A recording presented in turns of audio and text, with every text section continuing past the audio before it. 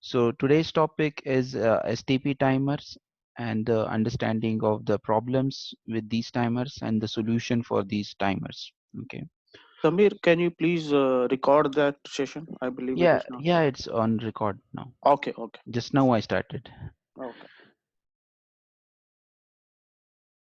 So we'll take one switch and we'll connect it with the PC.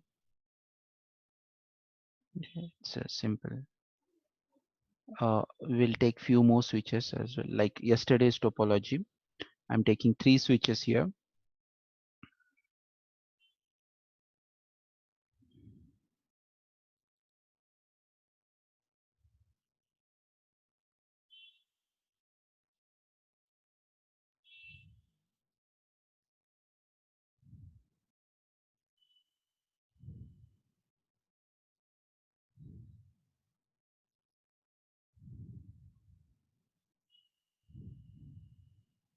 Let it get converged. Then we will connect our PC, and I want to understand what timers are how much time we are going to take when we connect a edge device there, or this PC or computer there. Okay, so let it get first converge. So few of the ports are coming as a green port. So now it is all converged. You can see these link is up, this link is up, and this particular link is down.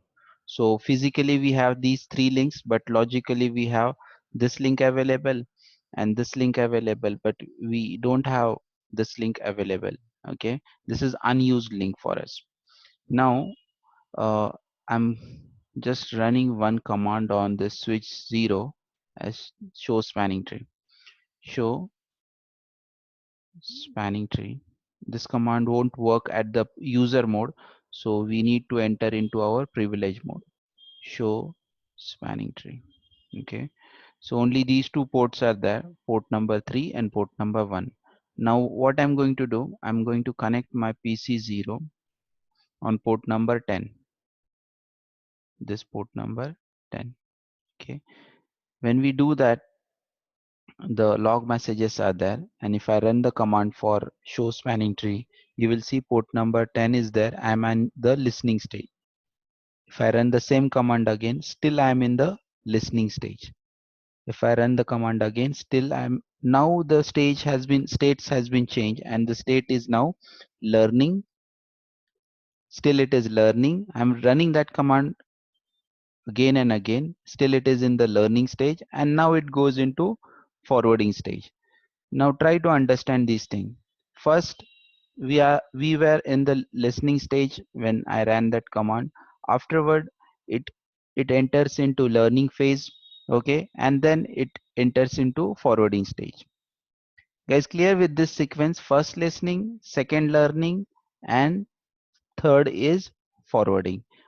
In forwarding stage, we can send the data and we can receive the data. So in our topology, if PC0 wants to communicate with any other PC, suppose I have one server here, okay, and it is also connected with the port 10 like this. So where it is, port 10, and I have IP of 192.168.1.10 and I have IP address of 192.168.1.2.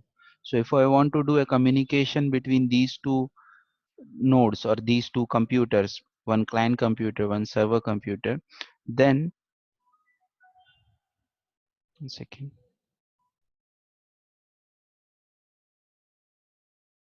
just give me a minute, I'll be back.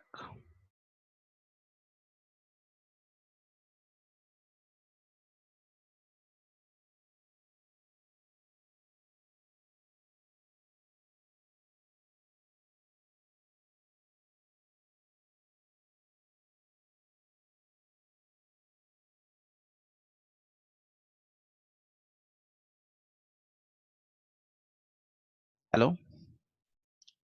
uh, so we were discussing like PC0 wants to send data to server 0. So that time, for in first phase, can we immediately send the data there? In first phase, data transmission is allowed or not? So guys, the answer is no.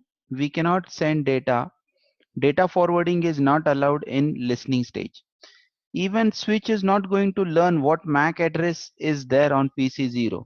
Okay, so if PC0 trying to connect with server 0 immediately, so PC0 is not able to communicate with server 0 for first 15 seconds, because for first 15 seconds this switch is just sending BPDU message to the PC0.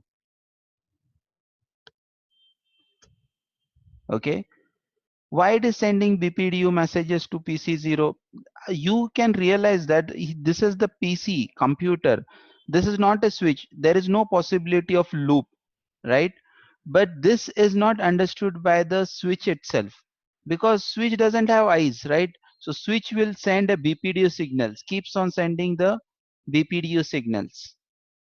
Okay, switch will keeps on sending the BPDU signals.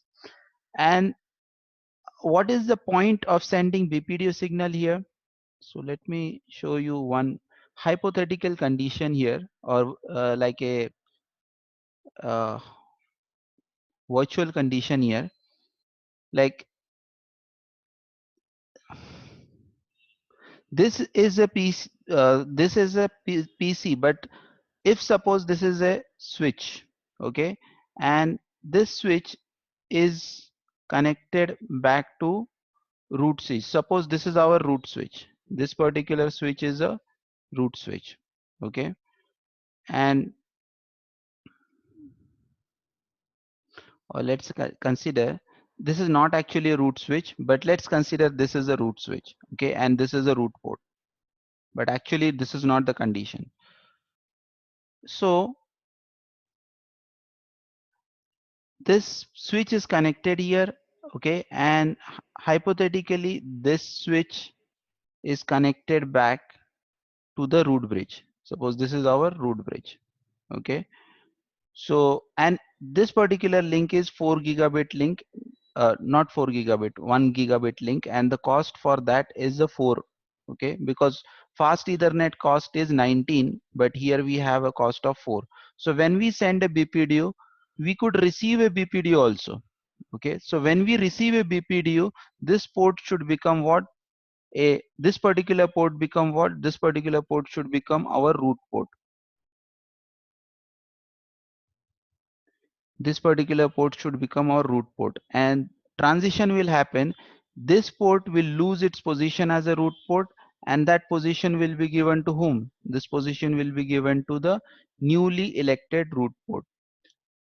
How root port election happens? See, we are receiving suppose superior BPD over this link, okay, but when we start receiving superior BPD over some another link, okay, that time we will transit, we will do a transition of this root port from this link to a newly elected root port, okay, and because of that we keeps on sending BPDU, and if we receive a superior BPDU, we will do a transition of root port from one port to the another port, okay, in hope of receiving a better BPDU, or in hope of uh, sending, means like a, if any other switches are connected, for that reason we are sending and receiving BPDU. On PC we will not be able to receive BPDU, but it keeps on sending BPDU. Okay, so guys, you understood the reason why we are doing this listening phase.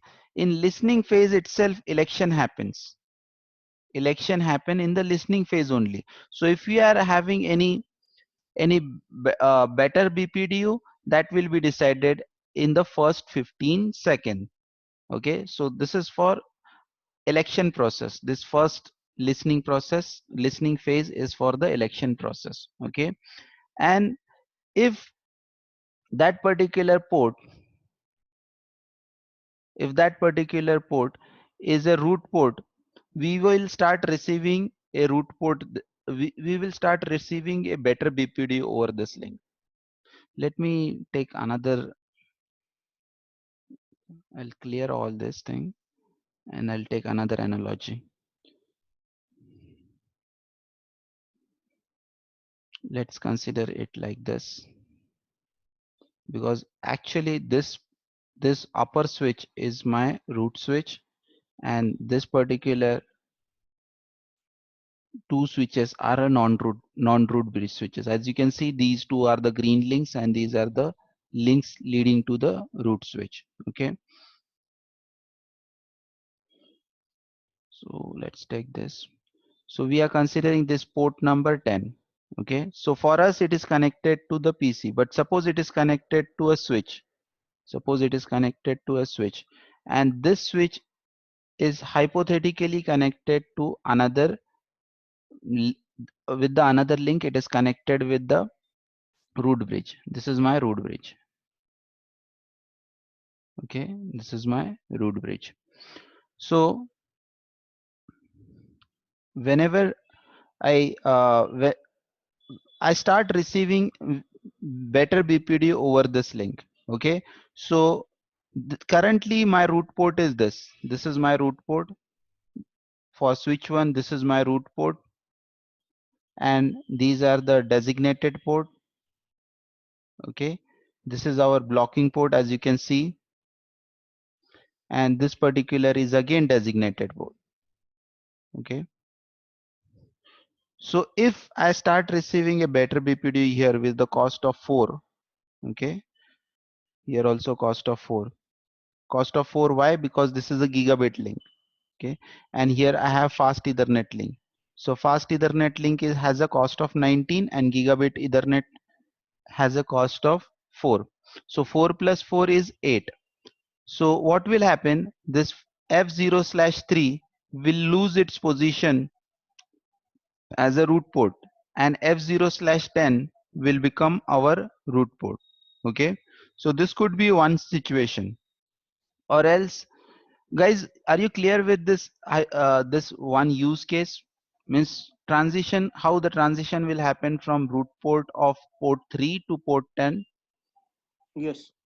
Okay, so but this is not the case in our scenario. This is what a PC. So in PC we will not receive any kind of superior BPD or inferior BPD. This is just a PC, so we keeps on sending this this BPDU messages, okay, from this switch to the PC. Then PC is not going to respond with any kind of BPDU, so this switch will consider this particular link as a designated port. Means this port will be considered as what? Designated port. As you can see in our topology, you can see here this port is a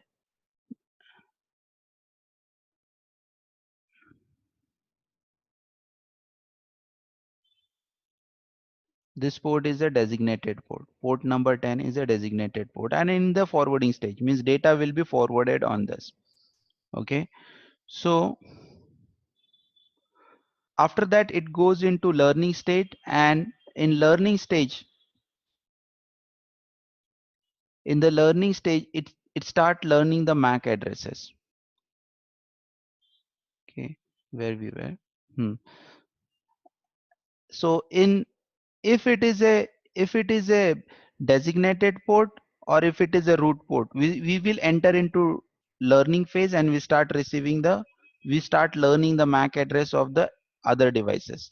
If suppose it is a root port, that time also we will start learning the MAC address. How?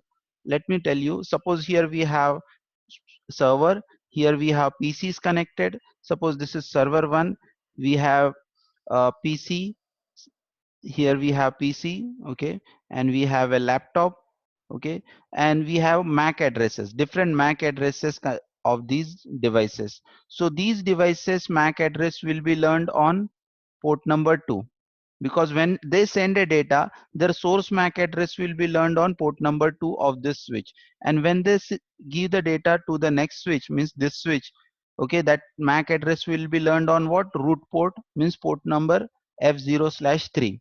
But if you change this root port here on port number 10, all these MAC addresses of the PCs, okay, will transition from port number 3 to port number 10. because this port is no longer used as a root port. Then this port is working as a root port. So all these MAC address will be listed on the port number 10 that time. Okay. So we need to shift our MAC address table from one port to another port. And for that reason, we need a learning phase. 15 seconds of learning MAC address means populate switch cam table. Is this point clear for you, or you have a doubt in this?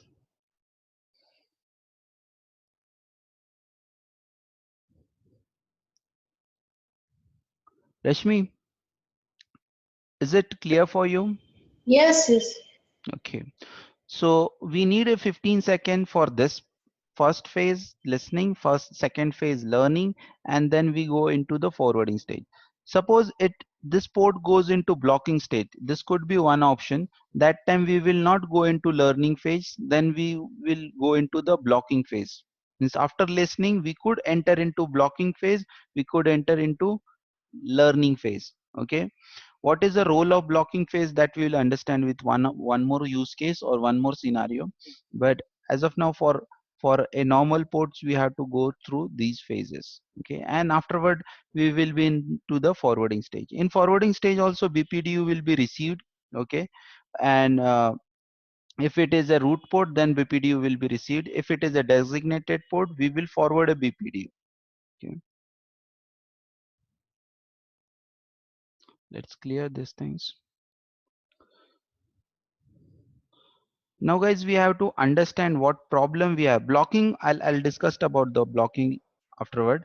Let me tell you the problem which we are facing in the timers, in these timers.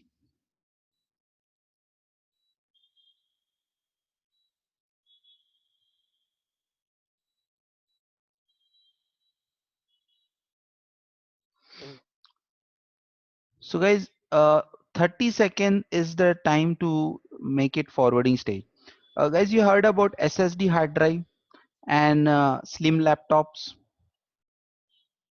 How fast they can boot, means operating system can be loaded.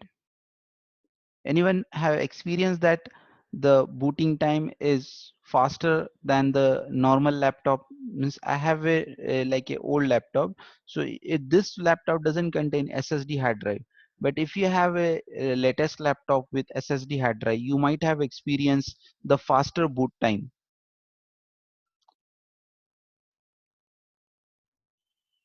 So how fast it can boot? Like, have you experienced like I'm not going for exact value, means or means like a approximate seconds, like 5 second, Yeah, it's very fast. my laptop take like 1 minute or 40 second to get booted up because it's a pretty old laptop. But I believe that new laptop, or I have read somewhere like this, take less than 15 second or sometime like a 10 second.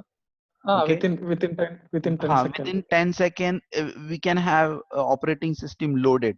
So if we get operating system loaded within 10 seconds, and if you require 30 seconds to get this link up, so our PC start taking IP addresses through the APIPA, automatic private IP addressing or auto configuration. As you know, what is the range of this APIPA? Let me write it here. APIPA or auto configuration, sometimes called as auto configuration as well. In initial discussion, we discussed about this auto config IP addresses. If your DHCP is not reachable, we take the address through APIPA or automatic private IP addressing. Anyone remember what is the range of this auto configuration, or what is the range of this APIPA IP addresses? 169 or 68 something. 169 dot 254 dot 0 dot 0. This is the network we use for APIPA. Correct, Shijesh? This is the network we use, and any IP address within this range will be taken. So suppose this PC take a IP address 169.254.1.10. Okay, and my server has a IP address in the range like this: 192.168.1.10. Okay, will they be able to connect with each other? Suppose this cable is also connected there. Let me take mouse. Will this PC be connected to the server? Suppose this server is my Active Directory server, means username and password and policies, all things are configured on this Active Directory server, and this user wants to log into the system with with its credential, with its username and password. That has to be cross-checked with this Active Directory server. So with these IP addresses 169.254.1.10 at the client end and 192.168.1.10 at the server end, the communication is possible or impossible? So obvious answer for this is like a we cannot communicate with each other, right? So this problem we could face in the modern age computers where we have SSD hard drive like a MacBook or Apple laptop or some slim laptops. So we could face this issue. So how we can resolve this issue? This link should turn into green or into forwarding state immediately, because I don't have any problem with this link. For means I don't want to check BPDU, I don't want to go in the listening phase, I don't want to go into learning phase. Immediately I want this link to be a forwarding stage. If we connect a switch here, we could create a temporarily problem for the looping issue. A bridging loop can be formed or switching loop can be formed. But if you are sure, like first 10 IP addresses we are using, suppose few IP addresses, few port numbers we are using, like port number 10, port number 11 we are using for the PCs only, connection of end devices only. That time we are not worried about this temporary looping, because temporary loop will not happen at all, because this is a PC, it's not going to create any kind of loop. Okay, so how we can resolve this issue? We just have to go, let me remove these things. We just have to go in this switch and we have to create a port with the port fast command. So interface, let me take another port, interface F0 slash 15 I'm taking. Okay, spanning tree port fast, simple. This two keywords or two key commands are we have to enter. That's it, and our port fast has been enabled here.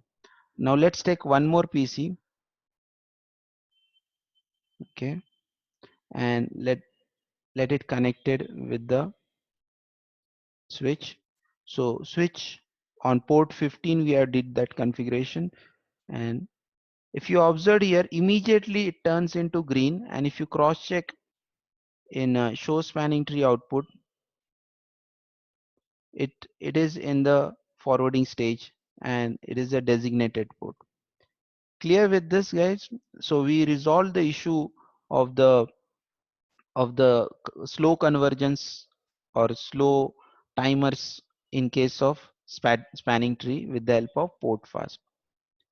Guys, clear with this concept of port fast, why we are using this and how it is helpful for us to resolve this issue? Yes. Okay.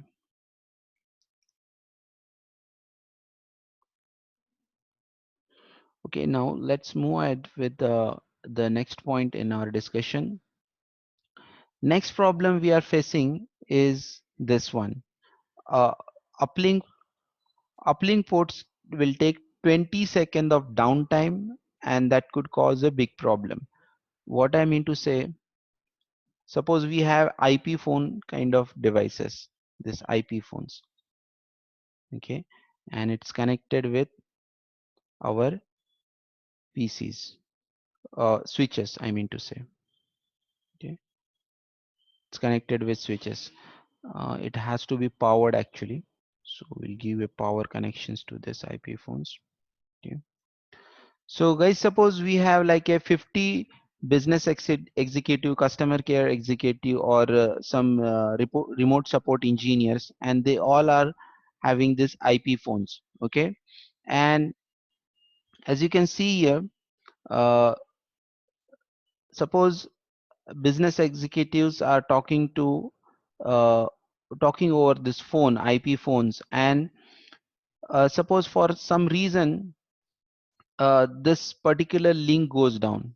Okay, the primary link goes down. Let me connect this IP phone at the switch. That will make the scenario more clear.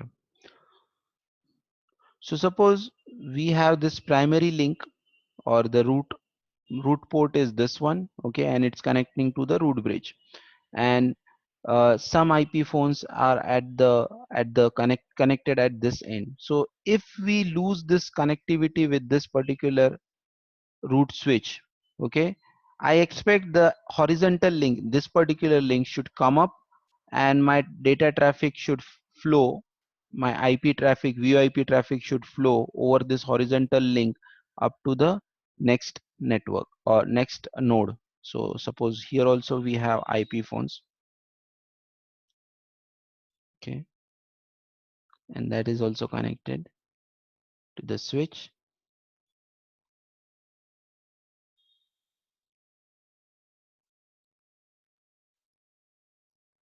Let me connect it with the power.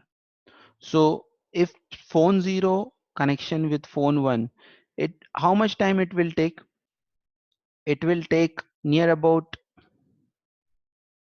it will take near about why this link is amber now?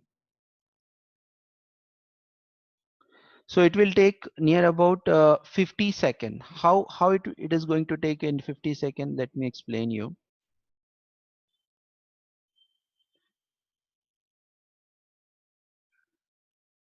Let me check why the changes are happening on port number 3, why it is going to be down.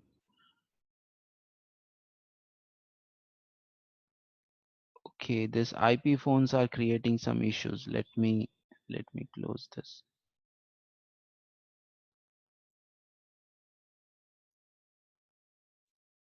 I believe this is our root bridge. Let me cross check. Show spanning tree.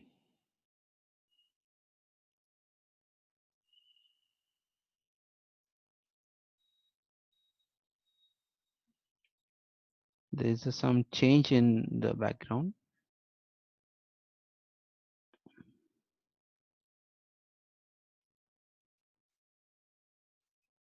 So this is also not a root bridge.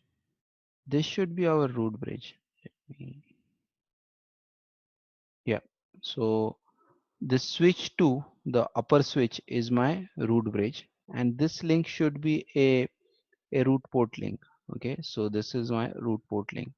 So is we can consider this as a root port, this as a root port, this as a designated port, and this as a designated port, and this is again as a designated port, and it's visible here that this particular port is a blocking port. Okay, so if this link goes down, if this particular link goes down, I expect this link will come up, but it is taking 50-second time. Why it is taking 50-second time? Now let's try to understand this. See, this is called as topology change or indirect topology change. Okay, there are two types of topology change. This is a direct topology change, and this is a, suppose if link goes down here, so we called it as a direct topology change. Let me write it here, DTC. And if link goes down here, so that's called as indirect topology change. This should be called as indirect topology change. Why I'm saying so? See, if we have a root port and we have a blocking port, so immediately this transition will happen. Okay, this will go into listening stage, then into learning stage. Okay, and then into forwarding stage. But this is not the case here. We have a one root port and we have a designated port. There is no blocking port in our scenario. Here we don't have any blocking port, right? So if this link goes down, what will happen with the switch? What will happen to this switch? This switch itself consider means we stop receiving a BPDU here, right? So, and we are not receiving any kind of BPDU. So this switch consider itself as a root bridge and start sending BPDU. Suppose here we have a MAC address of A as a base MAC address.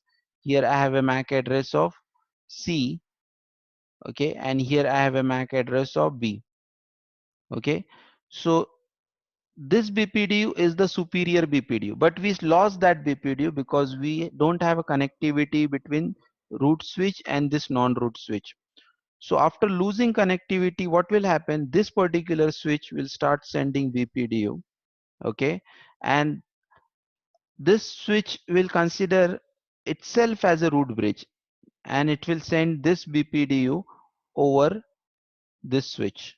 Okay, now this switch is already receiving BPDU with this root port. And what is this BPDU? This BPDU is having a value of A here, that is a superior BPDU, and here this BPDU is coming with the value of B. So switch C is in condition where it receives a superior BPDU over here and inferior BPDU over here. Okay, so this particular port is not going to accept this BPDU because we already have a superior BPDU here. Okay, so it will wait for 20 seconds. This blocking port will not immediately go into listening state. It will wait for 20 seconds and then it will go into listening stage. Then it will go into learning stage and then it will go into forwarding stage.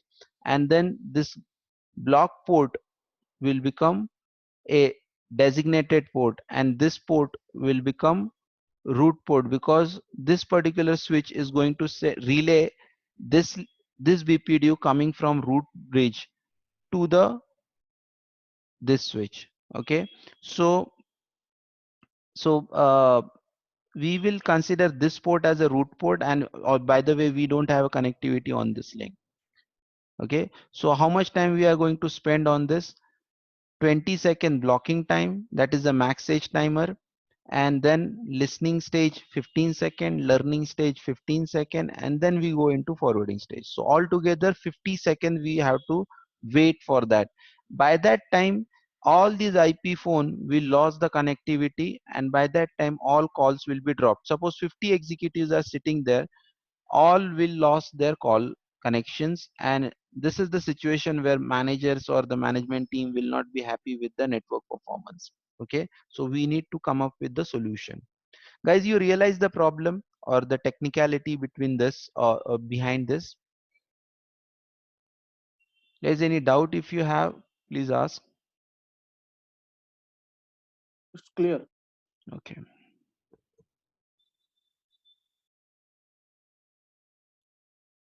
so we can solve this issue with the, let me clear all the scratches. We can solve this issue with the help of rapid spanning tree.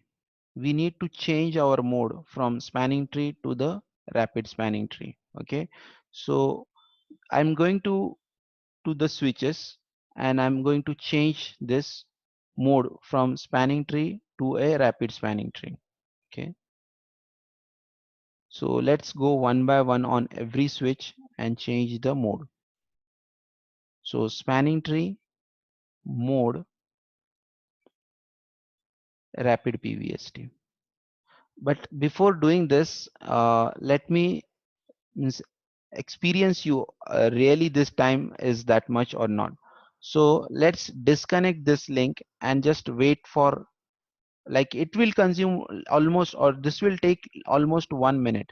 So I'm just removing this cable and it's in my hand. Suppose like I just unplug the port cable from the port and it's in my hand. Still you can see the port is still in the down stage.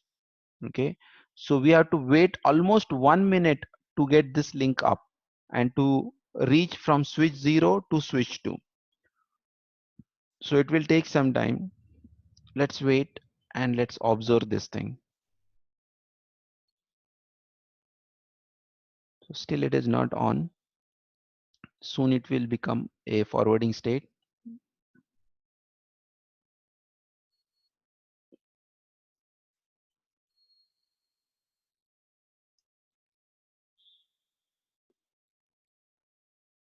You can see there the port has been now entered into forwarding stage, but it took lots of time. Okay, again I'm connecting it back. Okay, it will get again converged back. Okay, but I don't want this time. I want this transition happen very fast, and this transition can be, we can improve on that with the help of spanning tree mode rapid pvst. So I ran this command. Now let me run this command on almost all switches, means all switches should be there on this mode. Okay, so we cannot have like a few switches running spanning tree and few switches running rapid spanning tree. That will not give you the desired result. So in real scenario, we always use spanning tree rapid mode.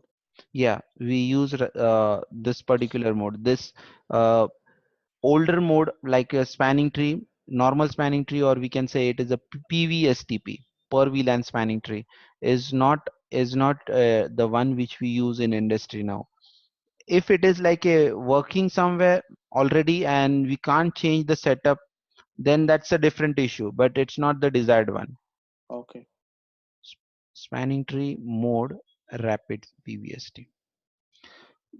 Just let me give you one example. Like previous company we were having near about means in my tenure, that time we were having more than 1500 customer, and every customer was getting one VLAN, and we were using per VLAN spanning tree. So for in PVSTP, every every VLAN has a one STP instance and separate a BPDU signal for that.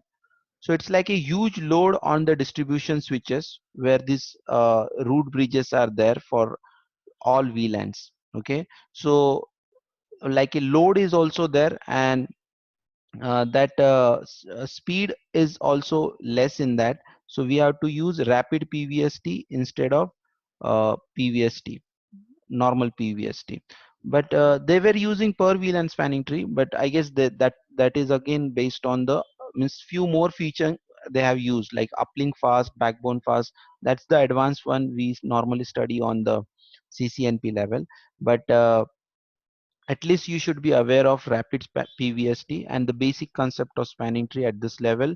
So we can understand the technology behind the spanning tree protocol. So I changed on all three switches the mode from normal PVST or PVST plus to the rapid PVST. Okay. Now we will do the same thing again. Means this is my primary link which connect me to the root switch on the switch 0. Switch zero's primary link is this, root port is this one. Okay, and let me disconnect it and let's observe. I I need your attention also. Just focus on this particular port, how much time it's going to take from uh, like a blocking port to the forwarding port. Okay, so I'm going to disconnect this port from the switch and let's observe that. Have you observed? Immediately it turns into green. Max to max we take 2 seconds, and within 2 seconds this topology get converged. Because this is very small topology. If you take the bigger topology, it may take more time, but it should not be more than 2 seconds. So like a within a second this for blocking port turn into the forwarding ports. Okay, so for that we use a rapid spanning tree technology that we can explore in more depth on the advanced course when we start studying CCNP. I'll explore this in we will explore it in more detail, but for time being we will just understand that we have a solution of the problems which we were facing in the PVST technology. And in rapid PVST also we have few problems that are solved in multiple spanning tree protocol. That's not means even discussed on our CCNS syllabus. That practicals we have on the CCNP level, and in more depth practicals are there on CCI level. Okay, so let's get it connected again. Okay, again this topology is getting converged, and it will not take more time to get converged. Guys, any problem to understand how we have solved these issues of timers in case of the spanning tree protocol with the rapid spanning tree protocol? I hope this is clear for you guys. Let's move it.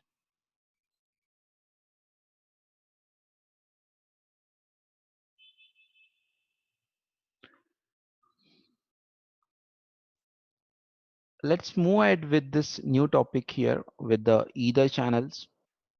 Okay, in either channel we have connections of multiple links bundled up into one link. Okay, so if you do that, what will happen? Let's observe that.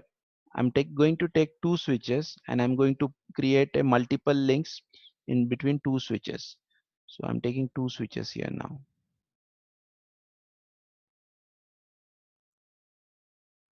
and I'm connecting them with the cross cables. So port 1 connected with port 1, and port 2 connected with port 2. Okay, so guys, what do you think? Both the links will be on, or one of the link is going to be down? Can we keep both the links on?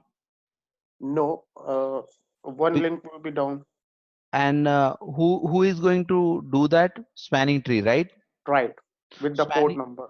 spanning tree is not going to allow both the links up, otherwise loop can form. But what if I make this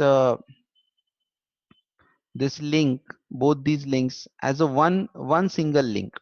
Okay, means if suppose PC is connected here, suppose one device like here we have one PC connected, and here we have another PC. So when any broadcast is sent, that broadcast will go down with this logical link, because both are bundled together as a one logical link. But the reverse will not come back. This reverse will not come back. Okay.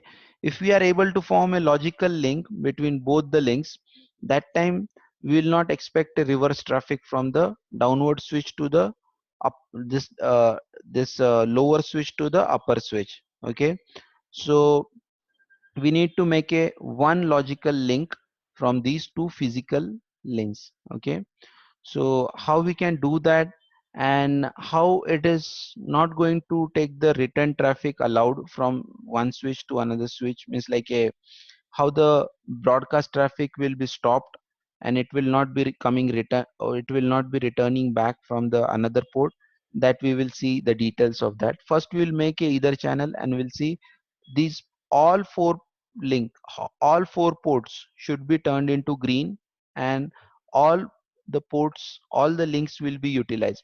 Because if you have two links with a 100 mbps connection, okay, so you can utilize one of the link, but you cannot utilize both the links in normal spanning tree protocol. Okay, without either channel. Even if you take like a third link and fourth link, so you have a 400 mbps speed, you have a 400 mbps of bandwidth, but you can utilize only 100 mbps, because this one of the switch link will be on, and rest of the links will be off. So let me show you. Even if I put four links in between them, only one of the links will be on. We can experience that in our topology. I'm using port number 3 and port number 4 as well now.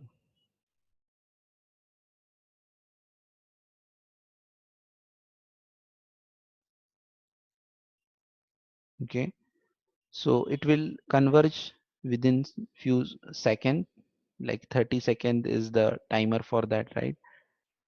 And afterward we will realize that this, I guess this switch 4 is my root bridge.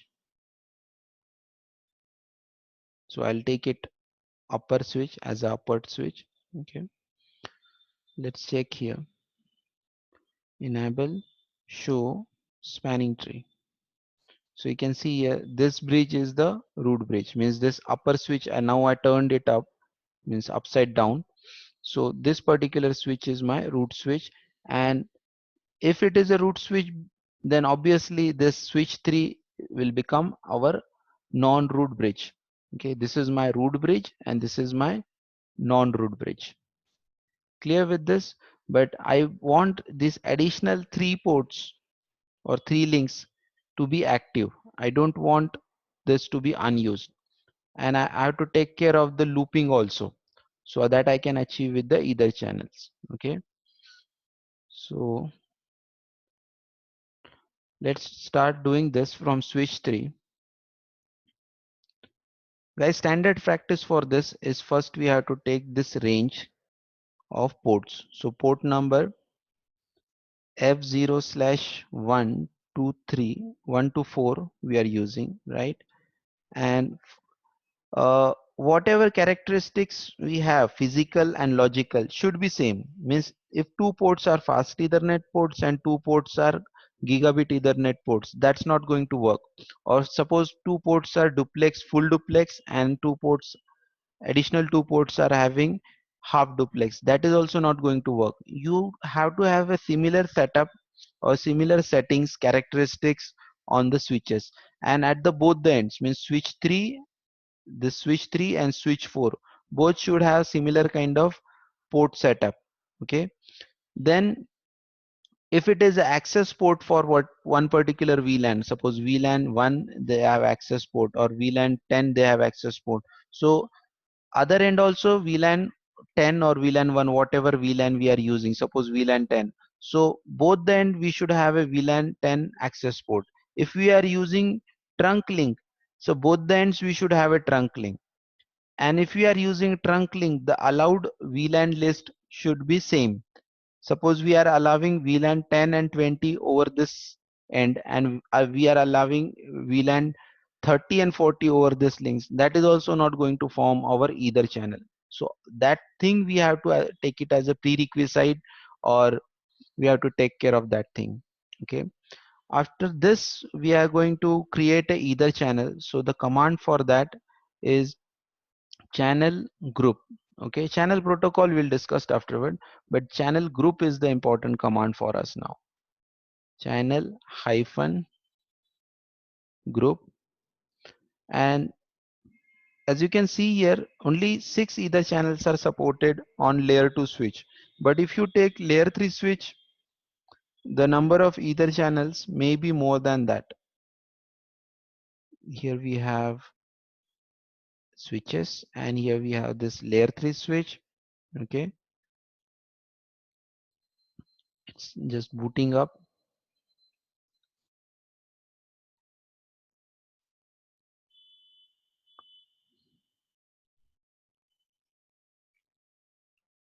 So interface range F0 slash 1 to 4, channel hyphen group. So I have a 48 channel or 48 either channel possible here, but here I can have max to max 6. Where we running this command on switch 3, right? So here max to max I can have 6 either channels only.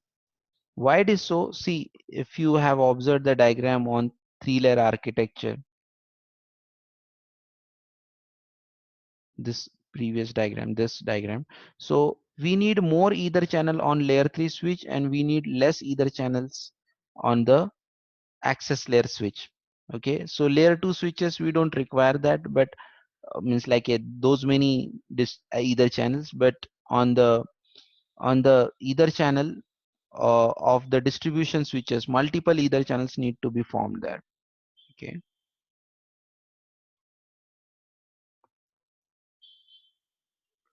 Okay, so let's take either channel group 1. So first either channel will be formed, and then we have to specify the mode. So guys, we have a different mode here, and along with this mode I'll explain the channel protocol as well. So we have a manual either channel. So before making it either channel, what I'll do, I'll shut down all these ports. So these ports are now shut down. Next, I'll give the command channel group 1 mode, and I have these many modes, active and passive. These are LACP protocol. LACP protocol is Cisco in like a non-Cisco, or we can say like a vendor independent protocol. So if suppose we have one Cisco switch or one Juniper switch, or all Juniper switches are there, that time they can support LSCP protocol. And LSCP we have active and passive mode. So if you take one end as active and the other end as a passive, either channel can be negotiated between them, and that will form a either channel. Okay, if Juniper switches if you are using, or any non-Cisco switches, enterprise level non-Cisco switches if you are using, that time we use this LSCP. Or suppose one end we have Juniper switch and one end we have Cisco switch, that time also we will use what, LSCP. But if you have both the switches as a Cisco switches, that time we can use this auto and desirable. So both the end you cannot keep auto, either one of the end you have to keep desirable, or if you keep both the ends as desirable, that is also okay. Okay, but if you keep both the ends as a auto mode, so this PAC-P protocol is not going to negotiate either channels correctly. Okay, so either channel will not form. It is the same thing as we have discussed in the trunk discussion also. If both the ends of the trunks are on desirable mode, then it dynamic desirable, then they are going to form the trunk link. But if one of the link, if both the ports are having a auto mode, then they are not going to form a trunk link. Similar here also, we can have a desirable modes, that is also okay. If you have either one of the mode, either one of the port as a, not port, if one of the end as a desirable, that is also going to form the either channel, and the protocol will be PAC-P. Port aggregation protocol is the full form for PAC-P, and link aggregation control protocol is the full form for LACP. Okay, guys, we can form a either channel with the server also. If suppose the server has two LAN card, and we are connecting these servers, this server with the switch, and we have a like a setup on the server where this two LAN cards can be bundled up into one. Okay, it's called as team binding, or bonding, or teaming software. So in Windows operating system, that provision is there, especially the server Windows Server 2012 or Server 2016 or Server 2008. This provision is there.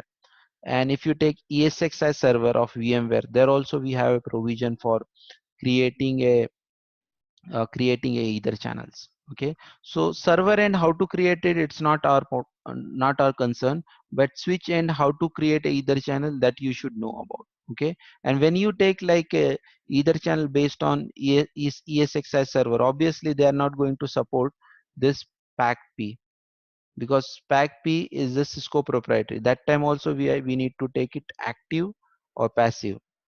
Better we use active. Okay, so I'm going to make it active. Okay, so now it is active, and it is still down. Now I'll go to the other end. Okay, and now I'm on the switch 4, means this upper switch. I did the configuration on switch 3, that is the lower switch. Now I'm doing a configuration on switch 4, that is the upper switch. Okay, and I'm taking a range command again, interface range F0/124. Then I'm giving command. Before giving the command, I'll give this shutdown option. So these ports are shut down. Then channel hyphen group 1 mode, and I'm here taking passive. The lower switch is with the active and the upper switch is now passive. Okay. And after doing this, I'll give a no shutdown command here, and similar no shutdown command I'll give on the switch 3 as well. So after giving this command, some transitions are happening. You can see there. So it will take some time to get it negotiated, and afterward, all 4 links should be on.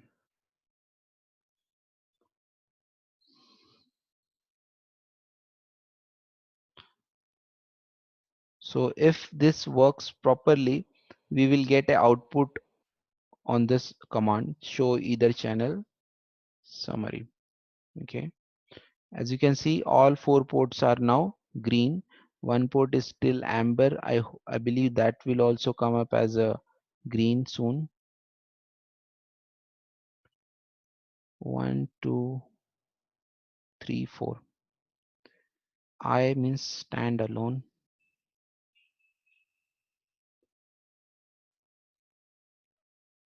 It should not be standalone actually. It should be P. P means input channel. So we are using Cisco switches, Mm-hmm. and the lower switches you are make active and upper is passive. But I believe for the Cisco switching, we are going to make auto or designated, or both are designated. Uh, Desirable, you mean to say? Yeah. Huh. So it's not means like a restricted that only auto or desirable we can use. We cannot use active or passive. That is also possible because in command sequence you can see this option is given there. So we can take this command. If command is not supported, then in that case we cannot use it. But it's not giving us the desired result. Let me cross check at this end also, and we will try with the other option as well. Okay, it is also standalone. So I'll try with the another option as you are suggesting that we should go with uh, the the other Desirable mode, or auto. pack P protocol, desirable and auto. Most of the time I use that only, but just for the testing purpose I use this one. But on packet tracer it is not working well.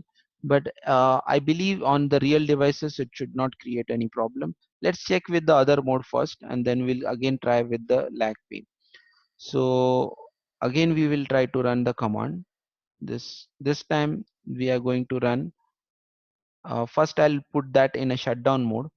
Okay, and then I'll run the command auto. At the upper end the switch 4 is auto now, and let's make a switch 3 as a desirable. Okay, but command has been rejected. Okay, this command has been rejected. So we'll do one thing. I'm going to reboot this switch. Maybe this is not working well. So this end also I'm going to reboot the switch. It's not required, but this switch is not behaving as per the expected results. So I'm So, Samir, I have a question here. mhm. Yes. The purpose of this is ether channel, right? I mean, you're Hmm. creating the ether channel, and what Hmm. exactly the purpose of the ether channel? It's Uh, just one-way communication, correct? you mean to say what benefit we can draw from this? From ether channel, it's just as you mentioned, it's one communication, Huh. and One. it's not a two-way communication. No, it's not like that actually. It's like a uh, uh, we can have a two-way communication, not a one-way communication. The Hmm? point means like a, see, if we have a normal links, these are not a either channel links. So broadcast roam can happen, right? Hmm? So if we make them one bundle link, so broadcast roam will be stopped. your data will go in one direction like a broadcast data and will not return back. If it is a one link, it's like a one cable we have. So Hmm. through the one cable, if data go downward to this switch 3, it will not return back again, right? And we don't have a problem of a loop in that case if only one link is there. So it start behaving as a one logical link. Physically it is four links, but Hmm. logically it will be only one link. It only prevents the Broadcast looping traffic to signal be returned back. return, but two-way communication is Is happening. possible. It's possible. Suppose we have one PC here and one PC here, and I'm sending a ping packet, means a ping command. So ICMP packet is going downward and reply packets are coming back on this upper switch and returning back to the PC. That's absolutely okay. That will happen. It's not a half duplex communication or simplex communication, you can say. Okay. Mm. And Samir, I believe bandwidth will also increase. Right. Whatever bandwidth we have on individual link, so it will get folded with the number of links we have here. So suppose 100 Mbps, so here we will have a bandwidth of 400 Mbps. Right. So this channel configuration is this falling under STP, or this is a separate one? It's a separate concept, but it is affect means like a STP. If you understand, you can understand either channel also. Means like a first why I'm taking a either channel next before span means like a after spanning tree, because you should realize spanning tree first. If you don't understand the spanning tree issue, then we cannot understand the either channel as well. That's Yeah. why I put that sequence. No, actually, I understand this both the scenarios. It works Mhm. same like a spanning tree. Okay, similar to spanning tree. Okay, just preventing the looping. Okay, and the No, better. few more, Hussein, few more points are there on the discussion. Like we are keeping all the links up. Okay, we are Mm. keeping all the links up. So previously we were having a spanning tree, and that is avoiding these three links to send the data back. Only this link is used. Okay, but after enabling either channel, all four links are in use. So how the return traffic are stopped, that also we need to understand. Okay, that I'll discuss in a short while. Okay, so let me get this either channel completed, and then I'll discuss how the algorithm is used to uh, reduce or not reduce means like remove the return traffic coming back from this lower switch to the upper switch, or any other condition like upper switch to the lower switch.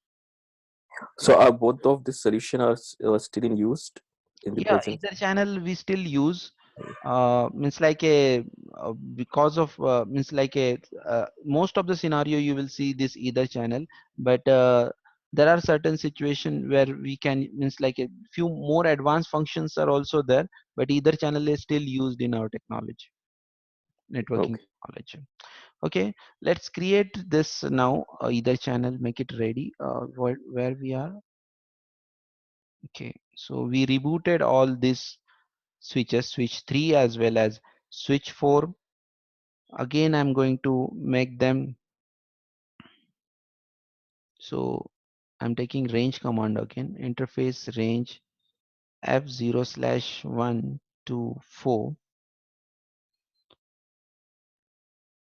channel group 1, channel group 1 mode desirable. Okay,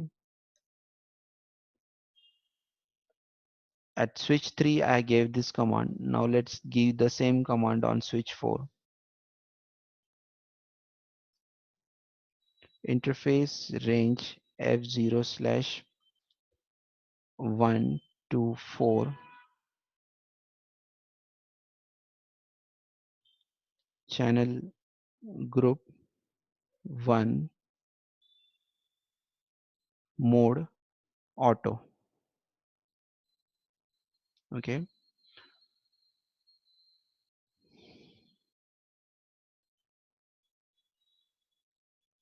so it is taking some time.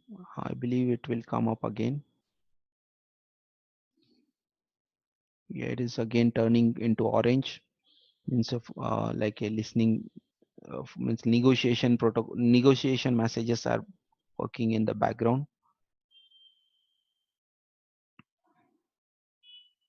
Now both all four ports are on switch 3, and same thing will happen on switch 4 as well. So show either channel summary is the command. Let it first turn into green and then we'll run this command.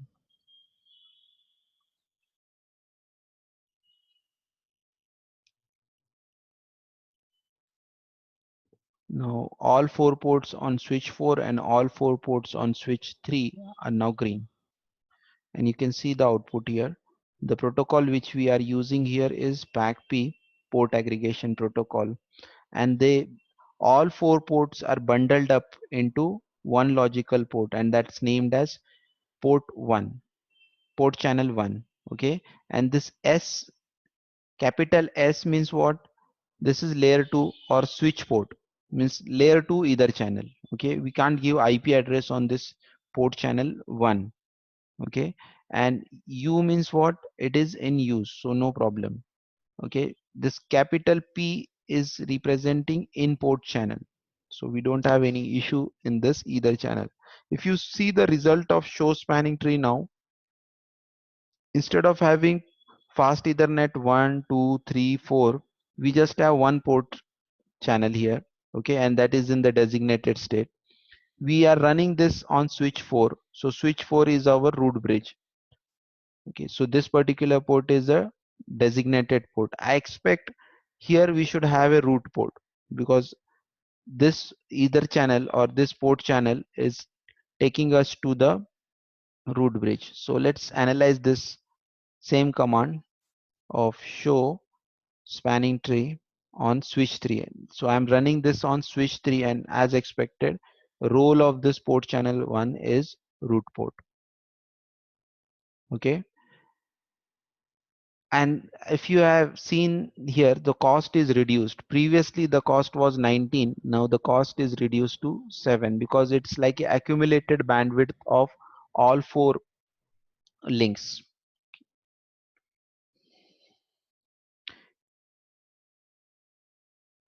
Any doubt in understanding this? Now the question arises, what Hussein has also raised, that how we can avoid, means like a this can be bundled up, but suppose, let me provide one scenario here. Suppose we have PC here and we have a PC here as well, and they are connected to switch 4 and they are connected to switch 3. So any broadcast, any traffic we have, it's going up, broadcast traffic especially, suppose consider. So that's going through one particular link. What's the possibility that the same traffic is not going back to this? Okay, so see guys, for this we have to understand the algorithm in the background. So algorithm is based on source MAC address. Source MAC address, by default it works on a source MAC address. So if you have a four links,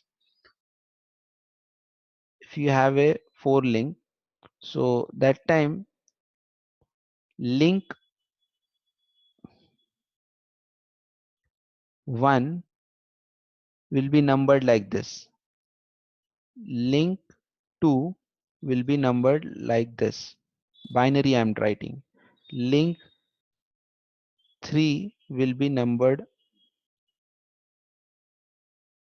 like this, and link 4 will be numbered like this. Okay, and suppose the MAC address of this PC is A, the MAC address of this PC is A. So what is the binary for A? A means what? 10, correct? A means decimal 10. So if you wants to write a binary for this, it will be 10. 1010, right? So it is going to match with the link number 3, and this data will go through link number 3. Okay, and it will reach to switch 3. Suppose I have another PC with the MAC address of B. Okay, that time that binary will be 11, and if you write it in a means like a decimal value is 11 actually, and the binary value will be 1011. That time link 4 will be used. So this is our suppose link 4, the last one. So that last link will be used. Okay, and when it reaches to switch 4 is not going to send that same data return back.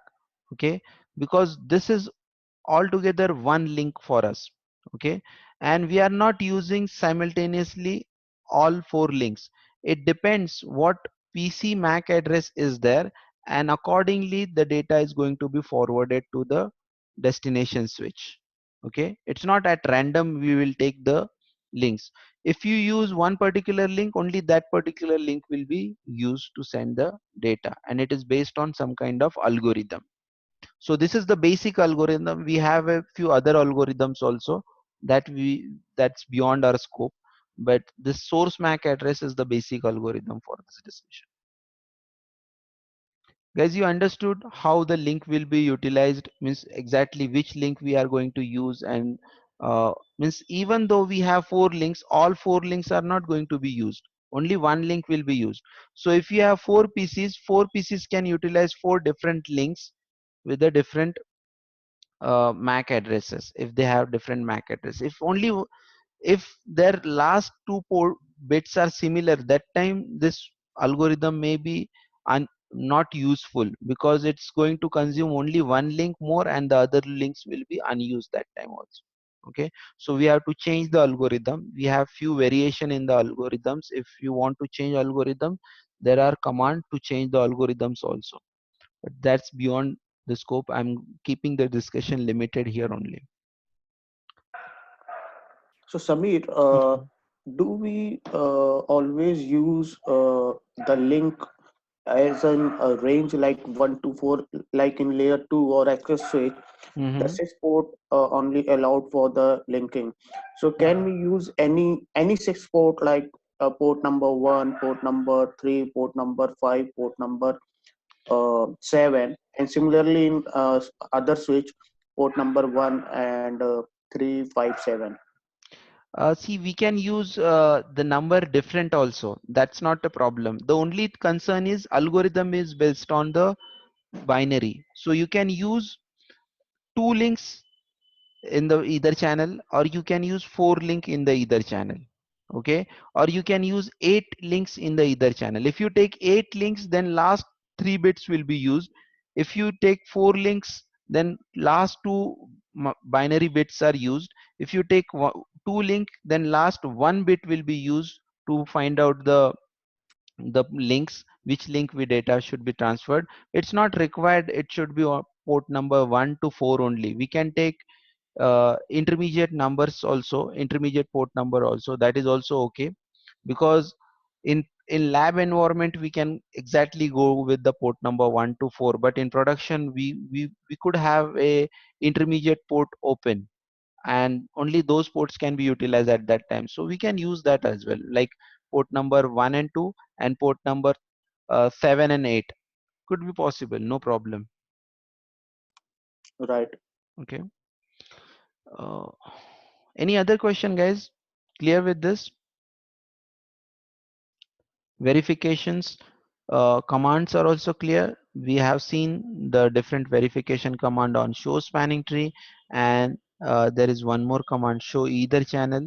So all these are the useful verification command on either channels.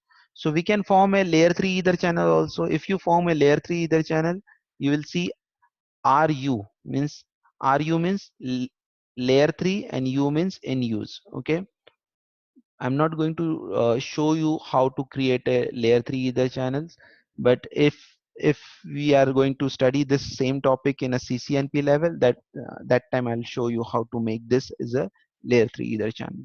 Okay, it's not that difficult, but for the time constraint, I'm not going in that depth.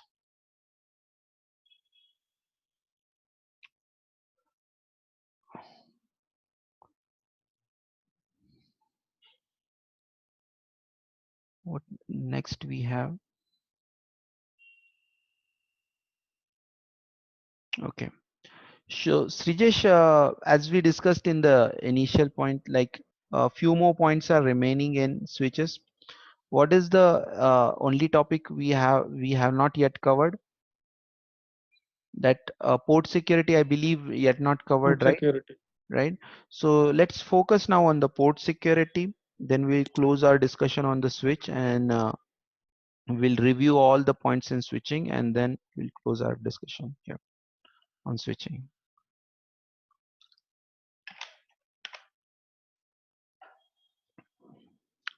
So we'll take this scenario. So I'm taking one PC here, okay, and I'm connecting it to this layer 2 switch on port number 16, or port number, yeah, port number 16 I'm using now. I'm going to give a IP address on this PC too. Let's take any IP address. So 192.168.1.12 is the IP address here, and let's put IP address on PC1 as well. So PC1 is the this this one. Okay, so let's give the IP address there, 192.168.1.11,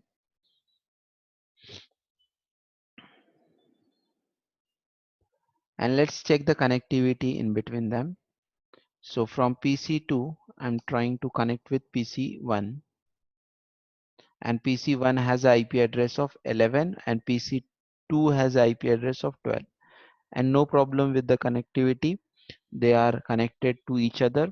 Okay, now suppose this user of this PC is like a working for daytime, morning 9 to evening 5 o'clock. Afterward he left the desk, and someone as an intruder or hacker entered into the premises, or suppose it's like a one of the another employee, he know something about hacking. Okay, and this user is like a some important position, and he wants to uh, he has some important network connection. It's like a network engineer's desk, and this hacker wants to get connected with the network. Okay, so what he do, he disconnected this cable and connect to the laptop. Okay,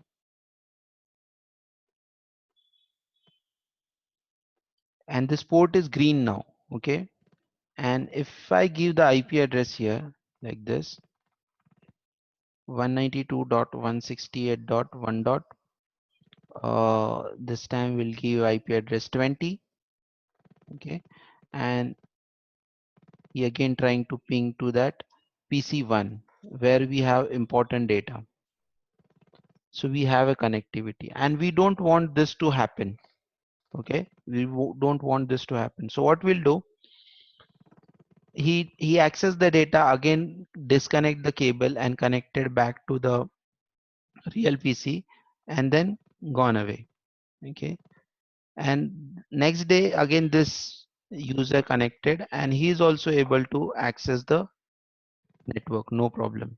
Okay, but I don't want this to happen. So what I did, I have to implement a security over this port. Okay, so only this PC2 can connect, the our network engineer can connect to this particular port, but if any intruder is trying to connect, it's not possible. Okay, so let's put the security here with the help of port security command. So I'm going to configuration mode. I'm in selecting that particular port. That's port number 16, F0/16. Okay, and I'm going to give the command switch port security, and this command is rejected. What it says, why it is rejected, the argument is also given, means like a information is also given. F0/16 is a dynamic port. So guys, we know about these different modes, right? Access mode we know, trunk mode we know, and we know about the dynamic mode also. So by default, in which mode we are? Dynamic mode. and dynamic mode port security cannot be implemented. So this is also one more important point to understand. Port security can only be implemented with switch port mode, access or trunk. So I'm using access mode because I'm going to connect a PC there. And now if I trying to run the switch port security, I should not see any issue now or any problem now. So it's working now. Switch port security, clear. So it's been implemented. Now I have to specify the MAC address of this PC2. Okay, so let me cross check what is the MAC address here. So how I can get the MAC address? ipconfig/all. You can see here, this is my MAC address. So let me copy this MAC address and then I'll enter the same MAC address here. Okay, now hard codedly I put this MAC address. Okay, and now if I give the command show port security, so I can see port security is enabled for port 16 FA0/16. Okay, and if I want a detail of this, so that also I can get F0/16. So as of now, no communication. So last known MAC address is not there. So let me show you the connection between PC2 and PC1. So I have a connectivity, and after this, if I check this on switch 1, this particular switch, okay, you can see the MAC address is listed now. Okay, now if this attacker trying to access, suppose after hours, means like after 6 o'clock or in the night, this hacker again trying to connect with the same port or same cable, okay, and again trying to ping to the important PC or important server. So as you can see in the background, this port turned into red and violation has been done. You can see here there is a violation mode, and that violation mode is what? Shutdown. So if anyone violate this security, only given MAC address can allow to send data, means means this PC2's MAC address is allowed to send the data. If anyone else like laptop 0 is trying to access our network, that MAC address will be disallowed. Reason, when we send data with this laptop 0, source MAC address will be laptop 0's MAC address. That is not allowed, because see here we have a static entry created now because of this port. So if I run the command show MAC address table, this is my dynamic entry. But if I, where it is there, let me connect it back to the switch. So after realizing that hacker realized that this connection could not be possible, so we again connected it back. Okay, and we need to recover this port as well.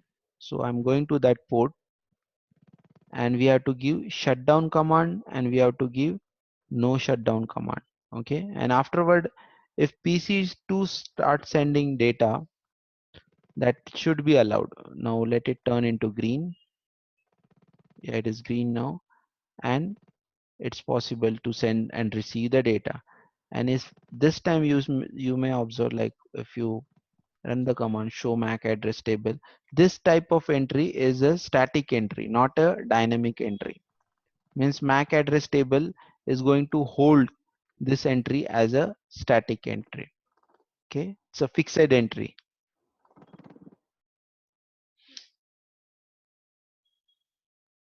So this port security is based on what?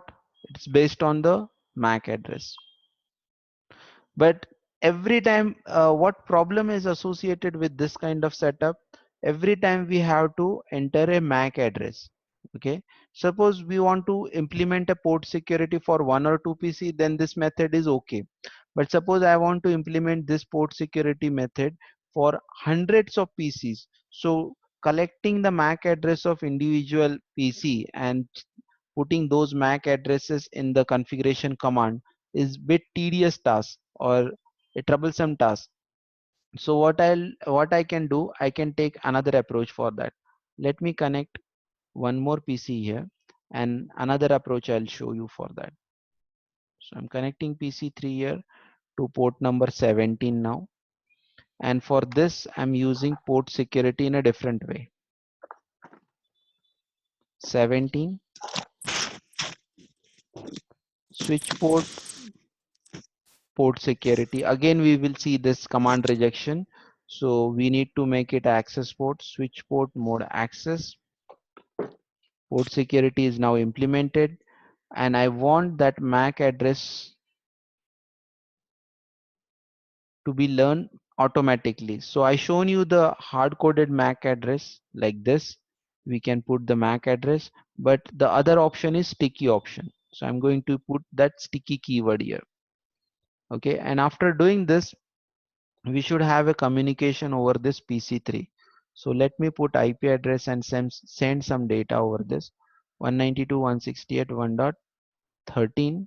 Okay, and let me do a communication with the PC1. PC1 IP address is 192.168.1.11. Okay, you can see the communication is possible now, and let's check the effect of this. So show port security for 17.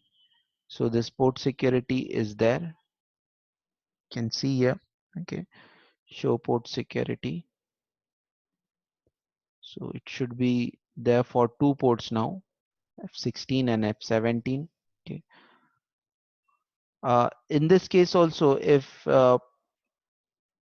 you see the show MAC address table, these entries are again static entry on port 17 and port 16.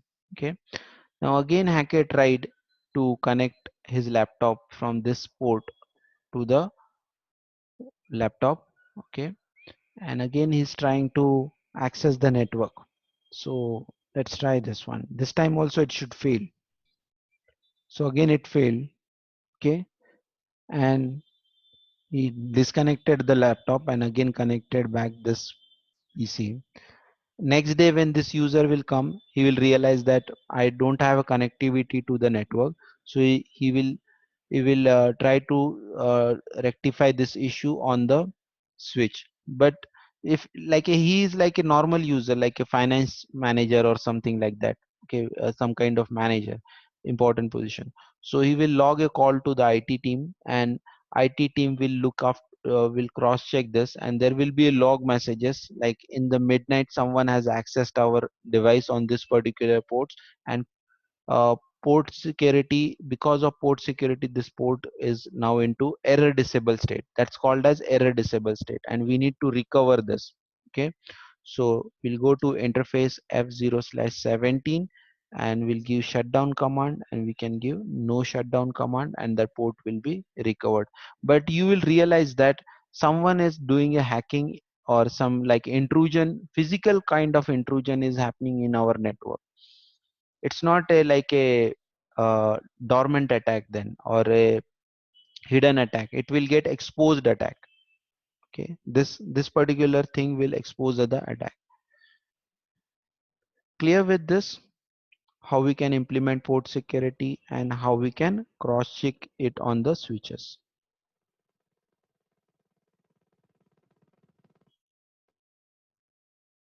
Any doubt guys on this?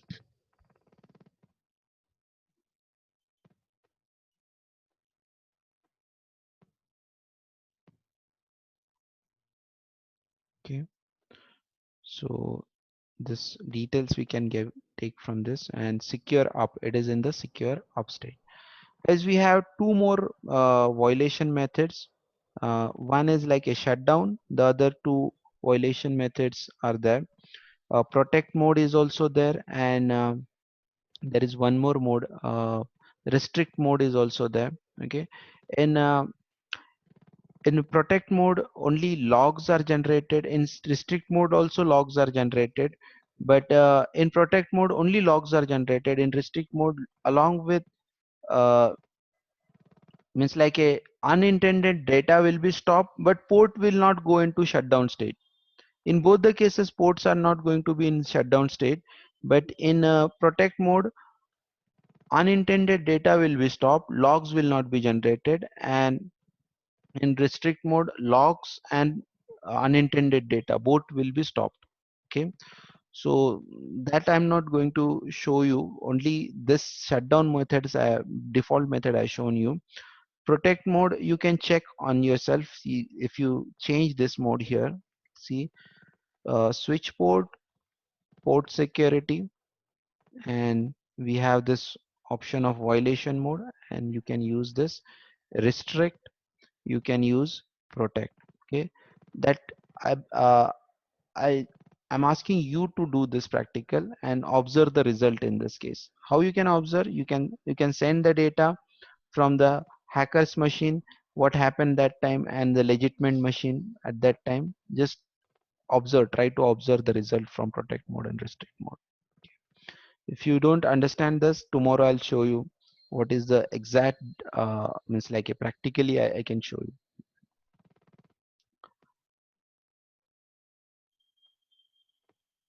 Okay, so almost all points are covered up in a switching, and uh, next we have to start routing, but we will stop here on this session.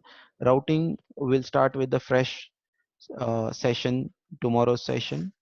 We'll start with the basic routing, and then we'll move to the advanced routing. Okay guys, can we so we will stop our session here.